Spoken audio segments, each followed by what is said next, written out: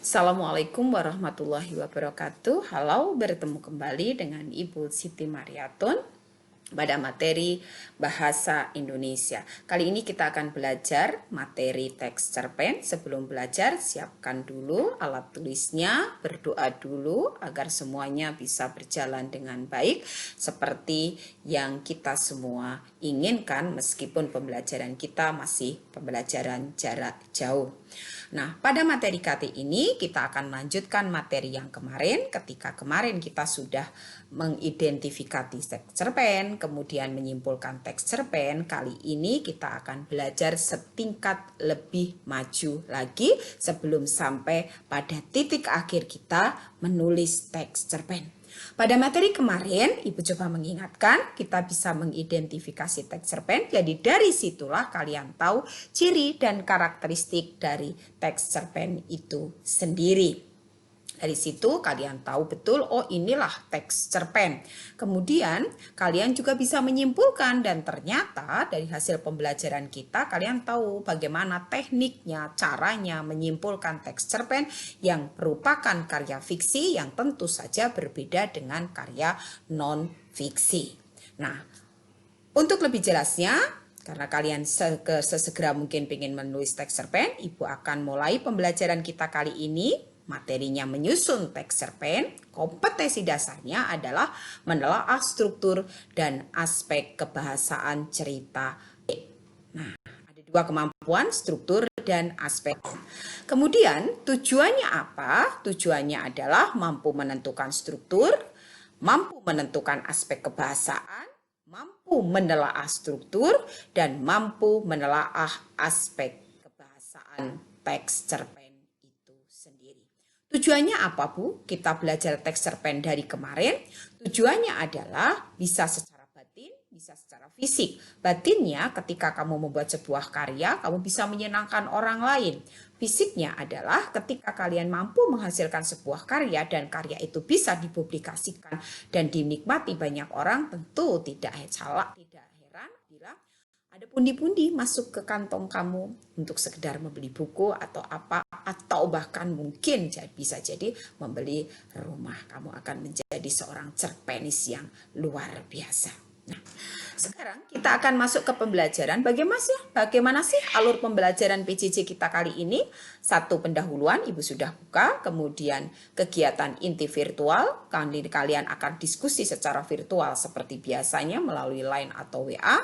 Kemudian Ibu akan menutup pembelajaran karena Ibu tidak mungkin ikut pada diskusi kalian, tetapi Ibu yakin kalian bertanggung jawab. Kemudian kalian akan mengunggah lembar kerja itu melalui link kelas dan dikirimkan ke Ibu secara berkumpul, dikirimkan ke Ibu secara berkelompok, selanjutnya penutup. Pengunggahan lembar kerja, Ibu beri waktu kalian sampai pukul 4 sore. Nah, selanjutnya cepat, kalian Ibu tahu baik kalian pengen cepat-cepat apa sih itu struktur dari teks cerpen tersebut. Sebelum ke struktur, Ibu akan berikan satu judul, Corona, oh Corona. Ibu mengambil judul itu kontekstual learning. Artinya pembelajaran ini sesuai dengan yang terjadi saat ini. Judulnya bisa yang terjadi saat ini. Nggak usah Ibu mengarang judul yang aneh-aneh. Nah, Corona, oh Corona. Perhatikan, Ibu akan berikan sebuah ilustrasi. Hari ini matahari bersinar penuh semangat. Pak Tumin terus mengayuh sepedanya menjajakan cilok dagangannya. Wajahnya mulai terlihat basah oleh keringat yang sedari tadi menyapu keriput kulit tuanya. Sesekali dia berhenti di bawah pepohonan yang rimbun dan teduh. Pada teks ini, apakah sudah terjadi masalah? Belum. Apakah sudah ada nama tokohnya? Sudah, Pak Tumin. Apakah sudah menggambarkan latar di mana tokoh itu berada? Sudah. Jadi penggambaran latar, penggambaran tokoh, dan seputar tokoh, orientasi tokoh, itulah yang disebut dengan struktur orientasi. Ya, jadi belum ada masalah, tapi sudah ada tokohnya, latarnya, bagaimana seputar tokoh tersebut, itu masuk pada tahapan orientasi. Ketemu struktur yang pertama, Ibu akan berikan ilustrasi yang kedua. Ketika ia mengecek panci, dagangannya yang masih penuh dengan dan belum satu pun laku terjual. Ketika itu pula ia melihat wajah istri dan anaknya. Rasa lelahnya tidak boleh sia-sia. Ia harus pulang dengan membawa rupiah. Hanya itu yang ada dalam benak Pak Tumin. Tapi sayang, raga rentanya justru tak sepaham dengan inginnya. Kakinya mulai lelah mengayuh. Ia berhenti di sebuah warung kopi kecil pinggir jalan. Perutnya yang belum terisi sedari pagi sedikit memprotes keberadaannya. Ia bingung mengingat belum sepeser pun uang yang ia dapat. Mata sayunya sesekali melirik hamparan ubi goreng dan aneka gorengan lainnya. Tapi apa daya, ia harus mengubur dalam rasa inginnya. Melihat gelagat Pak Tumin seperti itu, si ibu pemilik warung tersebut mengerti dan merasa iba. Apakah sudah ada masalah? Yes, sudah ada masalah. Belum satu pun laku terjual. Pedagang jualan belum laku, jelas itu masalah. Kakinya mulai lelah mengayuh. Apakah itu masalah? Iya, lelah gitu. Lelah itu masalah. Bingung mengingat belum sepeser. Bingung, belum dapat uang, dia bingung. Kemudian, tapi apa daya, ia harus mengubur rasa inginnya. Berarti orang lapar, pingin sesuatu, masalah enggak? Masalahnya. Masalah muncul, masalah kedua muncul, masalah ketiga muncul, masalah keempat muncul. Seperti sebuah rangkaian. Tahapan inilah yang disebut apa coba? Rangkaian peristiwa. Selanjutnya, sudah dua ya.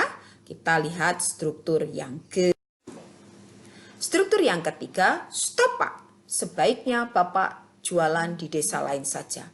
Maaf Pak, kami tidak mau ambil risiko. Tapi saya sehat saja. Iya, tapi kan ada beberapa orang positif corona tanpa gejala juga. Sudahlah Pak, tolong hargai kami. Kami tidak mau kecolongan. Kan kita tidak tahu Bapak membawa virus itu atau tidak. Nah, kalau ada yang sampai meninggal gara-gara kecerobohan kami, desa ini juga akan repot. Waduh deh, kalau begini caranya pedagang seperti saya tidak bisa makan setiap hari. Sementara di rumah anak dan istri saya menunggu saya pulang membawa beberapa rupiah untuk bertahan hidup. Seorang pedagang tidak boleh jualan. Berarti itu mencapai pada puncak masalah. Stop, sebaiknya Bapak tidak boleh jualan. Berarti itu puncaknya masalah di situ.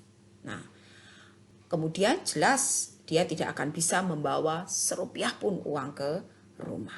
Nah, bagian dari puncak dari masalah inilah yang disebut apa coba? Yang disebut komplikasi. Jelas? Kita lanjutkan. Struktur yang keempat. Struktur yang keempat adalah ini Bu, hanya 15.000. Ini pun dibeli Ustadz Somad di masjid tadi.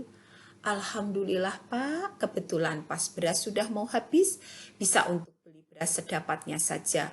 Pak, Bu, kuota Irfan habis. Irfan mau ngerjain tugas. Pak, sekarang serba online. Si istri menatap uangnya, tapi ia tahu betul ada yang lebih berharga dari uang tersebut, yaitu masa depan anaknya termasuk pendidikannya.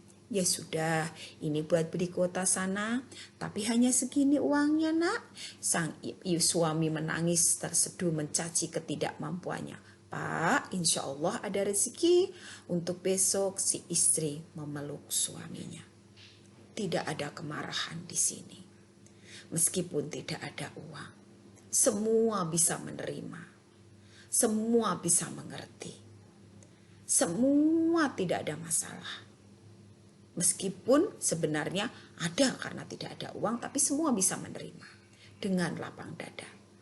Pada tahapan semua bisa menerima dengan lapang dada, tahapan di situ ada sebuah hikmah yang bisa dipetik. Tahapan itu yang disebut coba apa? Tahap yang disebut resolusi. Cukup jelas?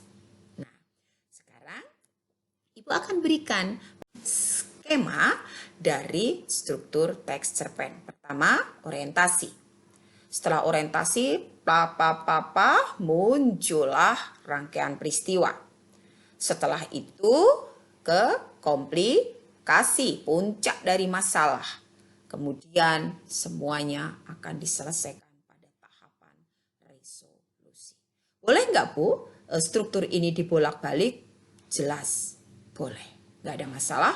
Yang penting cerita ini ada nyawanya. Cerita ini ada ruhnya. Sehingga menjadi sebuah cerita yang luar biasa. Komplikasi dulu boleh? Boleh. Resolusi dulu boleh? Boleh. Tapi balik-balik, kemudian dibolak-balik, asal menjadi satu rangkaian cerita yang utuh. Jelas? Nah, sekarang kita akan pada tahapan yang kedua, masalah yang kedua, yang harus kalian kuasai sebelum kalian menyusun teks cerpen, ya, pada unsur kebahasaannya. Ibu akan bacakan. Hari ini matahari bersinar penuh semangat. Pak Tumin, lelaki berhati baja itu terus mengayuh sepedanya menjajakan cilok dagangannya. Wajahnya mulai terlihat basah oleh keringat yang sedari tadi menyapu keriput kulit tuanya. Sesekali dia berhenti di bawah akasia yang rimbun dan teduh ketika dia mengecek panci dagangannya yang masih penuh dan belum satu pun laku terjual. Ketika itu pula dia melihat wajah istri dan anaknya. Apakah aku akan pulang dengan tangan kosong? Dia menyeka keringat dengan handuk yang dia gantungkan di lehernya, lalu kembali mengayuh sepedanya. Desa demi desa dia singgahi. Setiap desa terlihat sama karena berdiri posko-posko COVID-19 di setiap perbatasannya.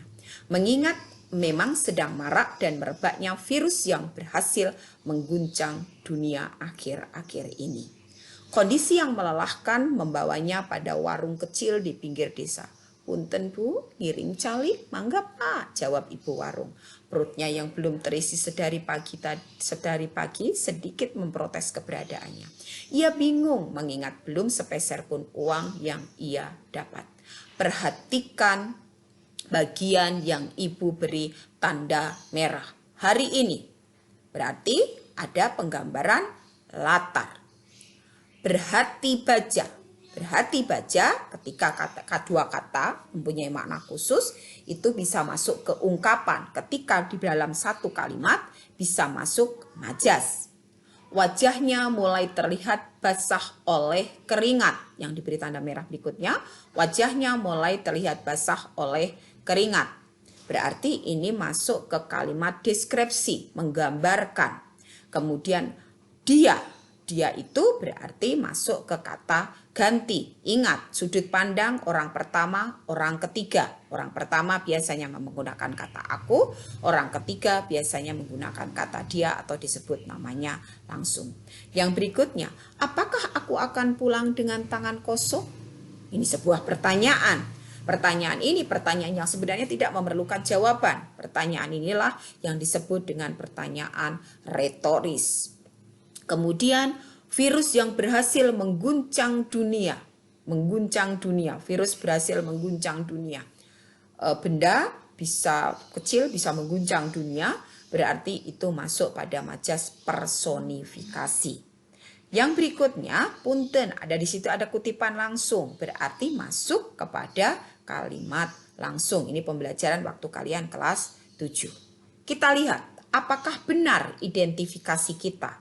Yuk, benar tidak? Kita cek. Inilah hasil penelusuran unsur kebahasaan. Di situ ada kata ganti. Dia. Kalimat deskriptif. Wajahnya. Majas. Virus mengguncang. Personifikasi. Berhati baja. Itu ternyata masuk kepada metafora.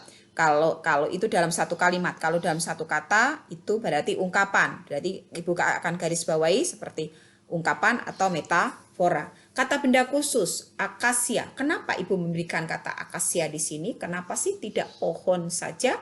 Itu indahnya sebuah teks cerpen. Ada sesuatu kata-kata khusus yang diselipkan untuk membuat agar teks cerpen kita menjadi teks cerpen yang indah.